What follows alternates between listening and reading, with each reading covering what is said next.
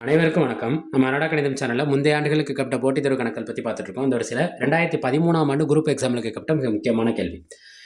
இந்த கேள்விய பத்தி நம்ம ஏற்கனவே பழைய வீடியோக்கள்லயும் பார்த்திருக்கோம். இப்ப மறுபடியும் சொல்றேன். ஒரே விஷயம் முரண்பாடான வார்த்தைகள்ல பதிவிடப்பட்டிருந்தா, அதாவது எப்படி? அதிகரிக்கப்பட்டு, குறைக்கப்பட்டு. இப்படி முரண்பாடான வார்த்தைகள் ஒன்றுக்கொன்று தொடர்புடையதாக இருந்தா, அதுக்கான புதிய சூத்திரமே இருக்குன்னு நம்ம பார்த்திருந்தோம். இந்த அதிகம்ங்கிறது பிளஸ்ன்னு வச்சுக்கோங்க. குறைவுங்கிறது என்னன்னு வச்சுக்கிறீங்க? மைனஸ்ன்னு வச்சுக்கோங்க. எப்படின்னு கண்டுபிடிப்போமா? இந்த பரப்பளவுல இப்ப நம்மளுக்கு ஒரு மாற்றம் ஏற்படுது. என்னது? செவ்வகத்தோட நீளத்த 10% அதிகரிக்கிறாங்க. அகலத்த என்ன செஞ்சுறாங்க? அதே அளவு 10% குறைக்கிறாங்க. பாருங்க, நம்பர் ஒண்ணா இருக்கு.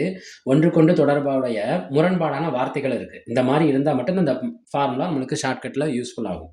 இப்ப பரப்பளவுல ஏற்படுற மாற்றம். பரப்பளவில் மாற்றம். என்ன மாற்றம் ஏற்படுதுன்னு பார்ப்போமா?